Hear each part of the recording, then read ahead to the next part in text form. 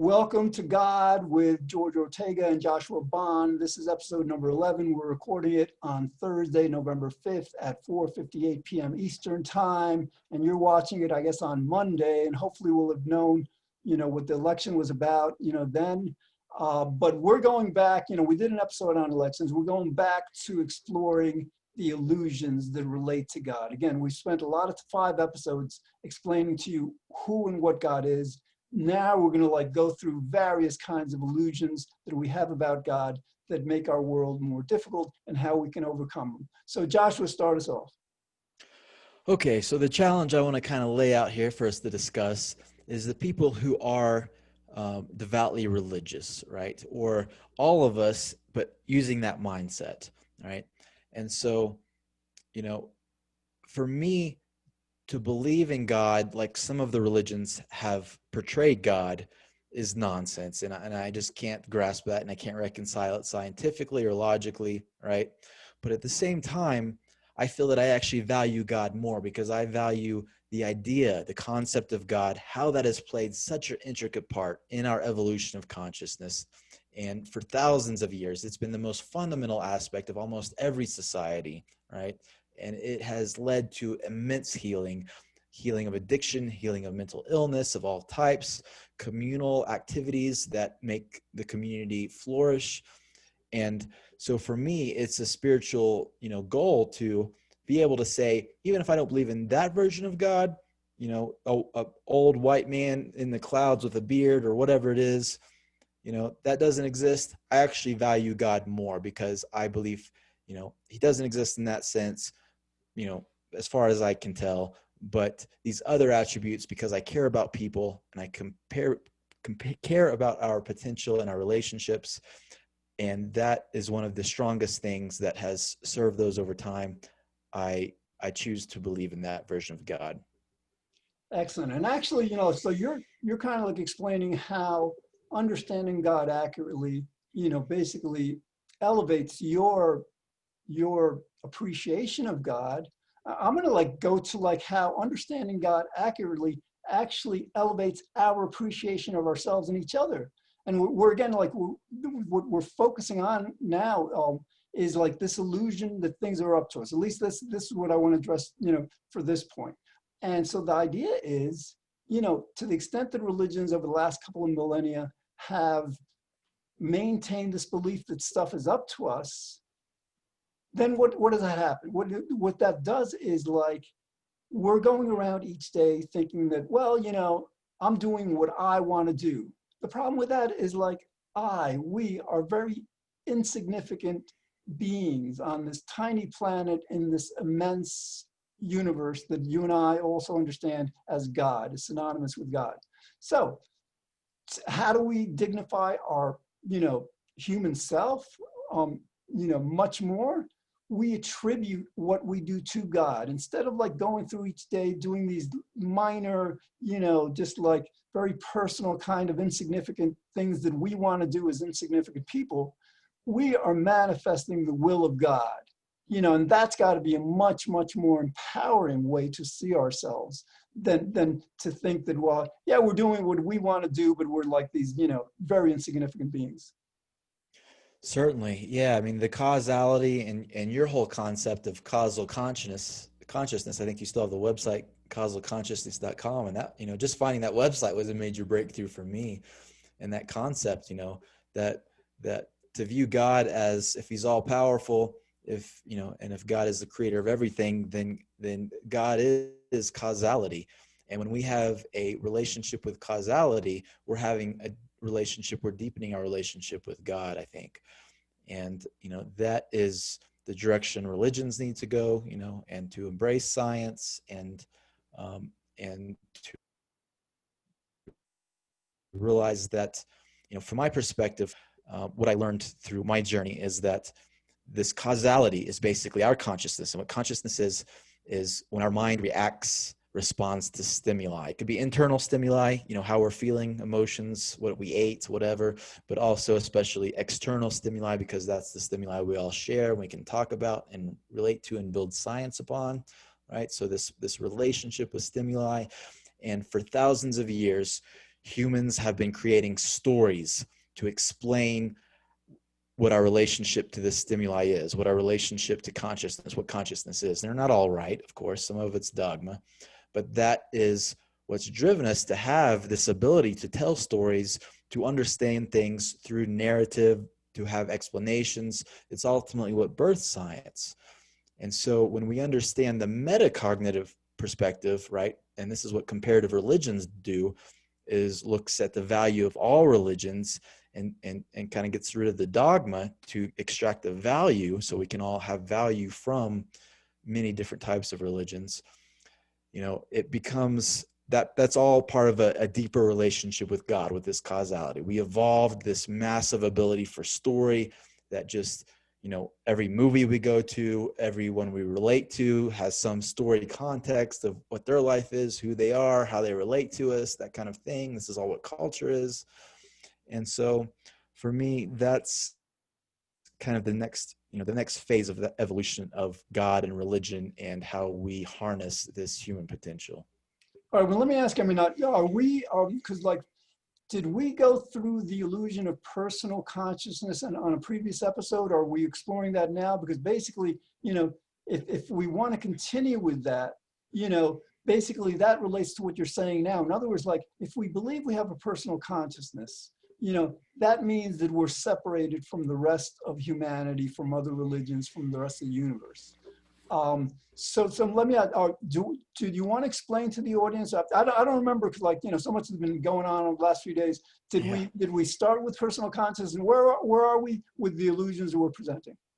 So the real value for me, trying to tackle this free will illusion or this free will delusion that religions and even science has propagated for so long, is it can't be done without looking at these other two illusions. And the other two illusions are the illusion of consciousness and the illusion of self. And a lot of people really appreciate, that's hard for a lot of people to get, right? Because we all feel we have a self, we all feel we're conscious, right? Even though we're a completely different person from in the morning when we have coffee versus in the evening when we're worn out after work and groggy and angry, whatever, right? That's obviously not the same self, but still the ego has a hard time accepting these abstract concepts. And so you help me explain that to people by saying, well, we don't have a personal self like we think we do. We don't have a personal consciousness like we think we do, you know, and we're not going to go to hell because our personal self is flawed, because that is genetics, that's epigenetics, that's biology, you know, that's brain structure. And we are not in control of any of those things. And we're not going to have to burn in hell for eternity because of these things we're not in control of, right? And this is what religion for thousands of years didn't understand, because they didn't have science and they were much more in the dark ages than we are now, right? So this personal consciousness, right? So you can think of it that way, or you can think of all of consciousness as an illusion in the sense of, yes, we can be aware of things, but scientifically, you can break down each little bit of consciousness into color, you know, size, shape, texture, whatever. And they do this scientifically to understand and to heal people in tremendous ways who have different brain problems, right? And so, you know, and you start breaking it down into all the emotions, right? And you can break down any experience, right? And so what we viewed as just one condemnatory consciousness, you're conscious, so I can blame you as having free will, as you reacted in a way that I don't approve of, and so I'm going to condemn you, right? Instead, we look at each little piece, try to find the problem, right? Just like we would if somebody was handicapped, or if somebody was having trouble with math, or whatever it is, right? And this sense of morality, and morality is a good thing, but the way we thought of it is false, right? It's been a story that, you know, hasn't done a lot of good in solving a lot of the moral issues that we have, because it hasn't looked at it in the same scientific way, because it's really just been kind of a shadow projection. You know, it's the best the generations could have done in the past, because they were living in scarcity. They didn't have science, right? Now we can solve these problems scientifically, and religion can also solve these problems scientifically. That's just my perspective on it. Excellent points. All right, and another thing, another problem with this personal consciousness, personal self, construct, these illusions, is that to the extent we hold them, we fail to appreciate and guard against the influence of society, of media, of culture.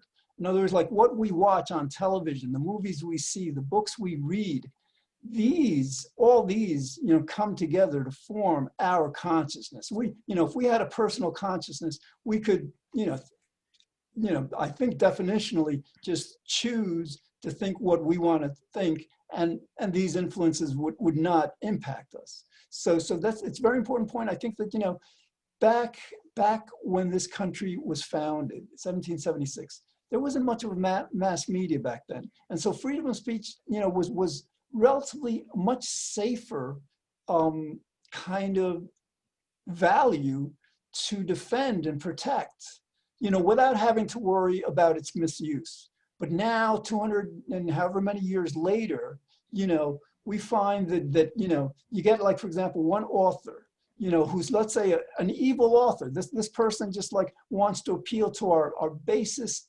instincts. Why? To make money, to make a film that people watch. And, so he makes the film, and then tens or hundreds of millions of people watch this. And all of a sudden, this person's, personal demons are now spread to the entire world. And this happens like economically. Basically, the rich and powerful basically use the media to get us to think and act and feel how they want to for their benefit.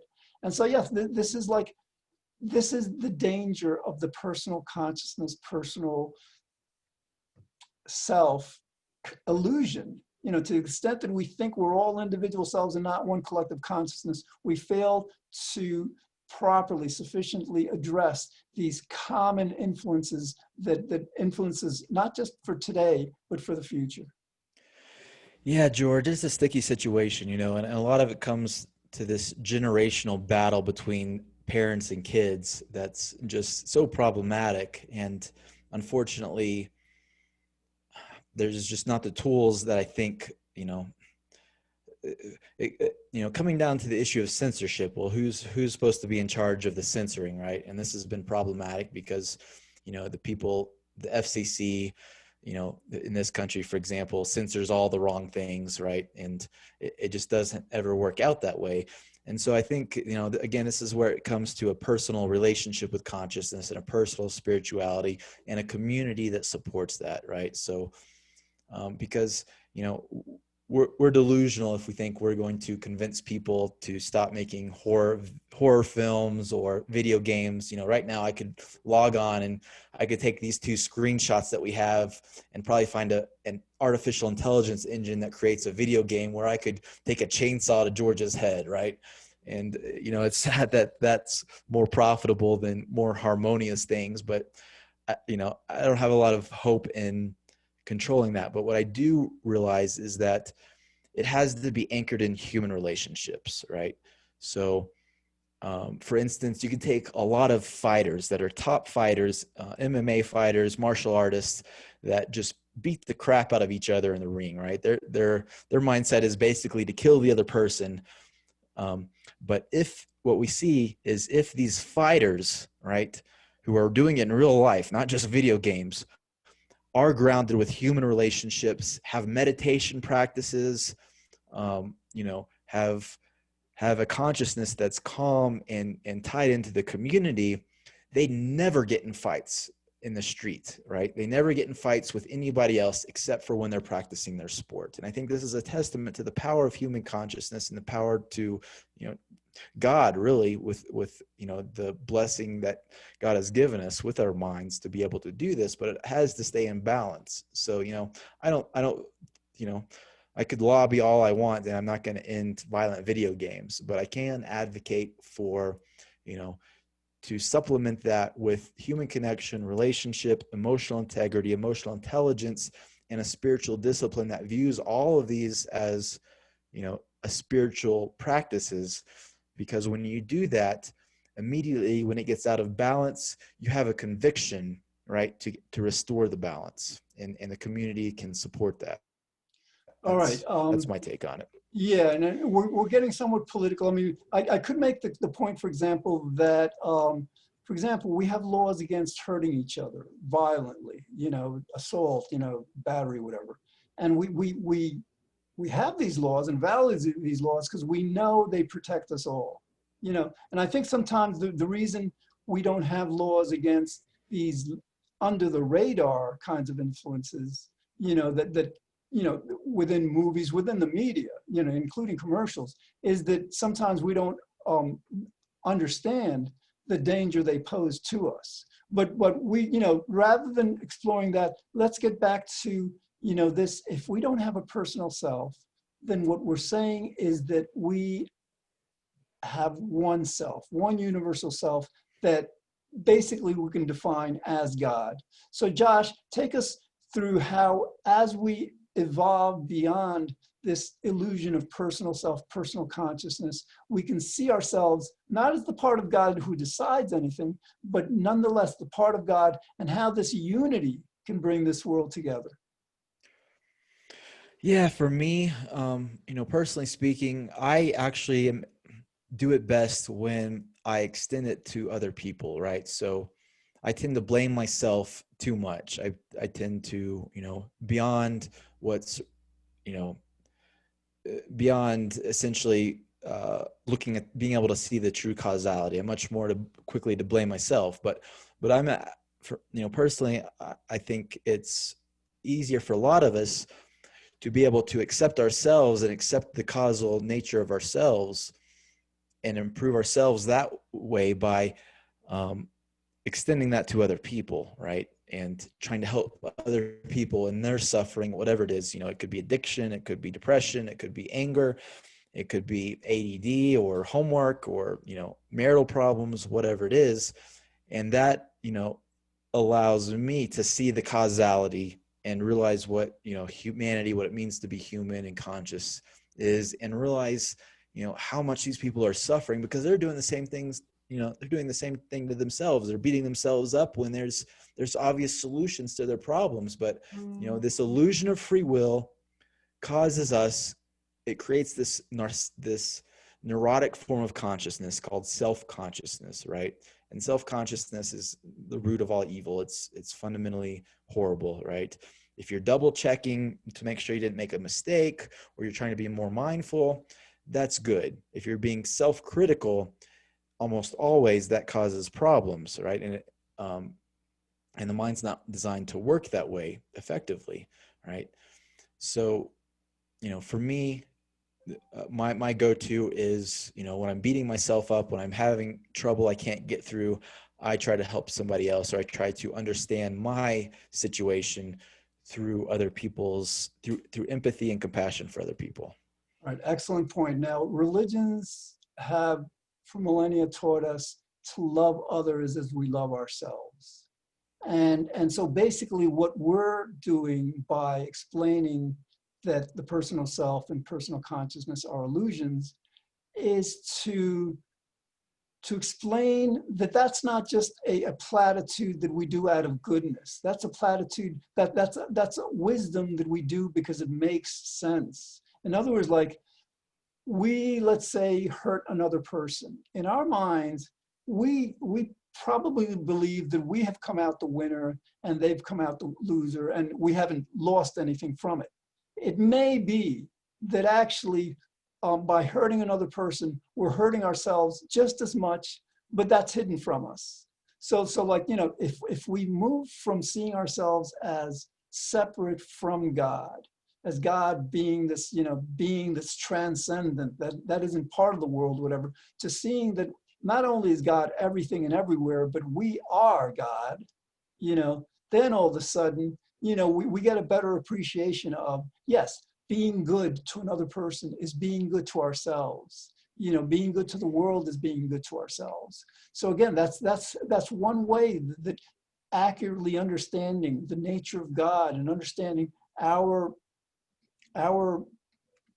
relative interaction or relationship to God can help us better understand the world, to to not just to minimize this pain and suffering we inflict upon ourselves, not just ourselves, but each other, but also to then understand that when we do good for others, we're doing good for ourselves. When we do good for the world, we're just helping ourselves in ways that may not be readily apparent, but through this perspective makes consummate sense. Yeah, certainly, George. I mean, everything you said resonates with me, and it's things I still struggle with daily to try to, I know these things logically, it's just so hard to practice them, and we just got to keep at it. It's not a platitude, like you said. It's actually how we access wisdom and knowledge is by, extending compassion and grace and empathy to other people. Then as we do that, as we go through that process, then we, so a part of us softens, a part of us, grows in wisdom, and we see, if we can take that first step, then we start to see the causality the more and more we do it, and we start to see, why somebody might struggle with addiction or anger or whatever. And then that's a way to love ourselves, because we all get angry sometimes, and we all have little addictions, even if, whatever they may be. And I think that's, I can't think of any more profound way to worship God and to understand God, given our understanding of God being synonymous with causality, with synonymous with the creator of everything, and in control. Yeah, Josh, you bring up a very, very important point, that it's one thing to know, to understand what we're saying, but it's another thing to understand it so well that we're applying it to our lives every day. For example, I've understood the free will's an illusion for decades. But it's very difficult, especially within a world where everybody else is out of their mind. Everybody else believes in this. Yeah. It's, they make me crazy. I watch people on TV, and even though I know nothing's up to them, I just get angry with them and stuff, right? So basically, the idea is that it's not just enough to know this stuff intellectually. We have to integrate it. And so like a lot of the points that Josh and I are raising, we're going to raise them over and over in different contexts, because it's by repetition. When you were learning math, you repeated the same additions and subtractions and multiplications however many times it took you to learn them, to integrate them, so that you don't even have to think about them. That's how we want to understand God, and that's how we want to understand our relationship to God. So these aren't just intellectual, philosophical understandings. These are understandings that reflect themselves in every thought, feeling, and action that we do. Yeah, George, I can't help but think about how, how much just a little bit of change society-wise, right? If these concepts were just taught in, K through 12, just for 5 minutes here and there, what a profound impact it would have on all of our consciousness, all of the world, for, peace and prosperity. And it's almost too much to bear to think about, how much we're missing out on there. And I think I'm hopeful that the current generation, the future generations are going to seize that opportunity, look at the science, study comparative religions, study many different understandings of God, and spirituality, and be able to, integrate that through economics, through education, obviously science. And I think that's going to be the biggest game changer. That is excellent. In other words, like in this country, we have this separation of church and state, which holds God to be a belief. Now, again, this series, we just did 5 episodes on this, is to help the world understand, no, God is much more than a belief. God is a reality, as much a reality as your home is, as you are, as everything else is. God is real. So like from that perspective, I think we may need to change, or want to change our laws, so that along with evolution, because evolution is undisputable, nobody disputes that, along with climate change and the other science, people learn the science of God, that God is an equally scientific perhaps much more so scientific concept than the others, and to teach kids about God, to teach kids how to be happy in a way that doesn't hurt others, how to be happy in a way that helps others.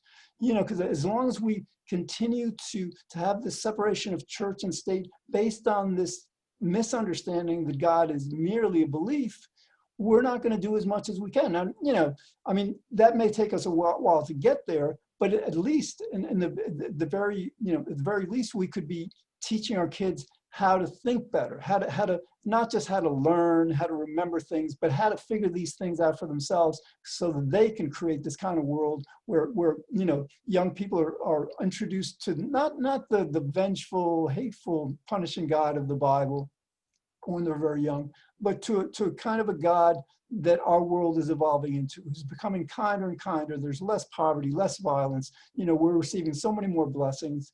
So, but Josh, that's an excellent point. It really shouldn't be limited to churches, synagogues, mosques. It should be something that we understand from a very early age, but not with the inaccuracies of our current religions, but with a reasoned understanding of God.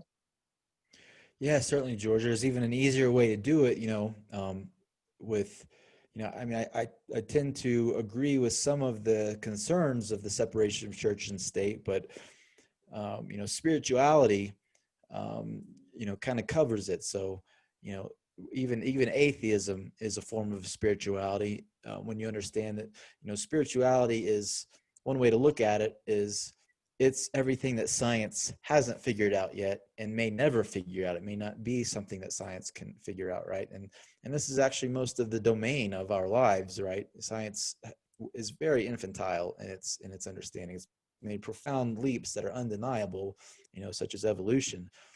But as far as being able to, you know, end so many of the wicked problems that we have, and, you know, heal people, you know, going to church, or, uh, you know, some shamanic ceremony in the jungle even is oftentimes still, doing better than science has done yet. So I think that spirituality, you know, and comparative religions and these things should be taught in schools, and a lot more time should be dedicated to that, because that reflects how we've lived on this earth for millions of years and how our consciousness kind of naturally works.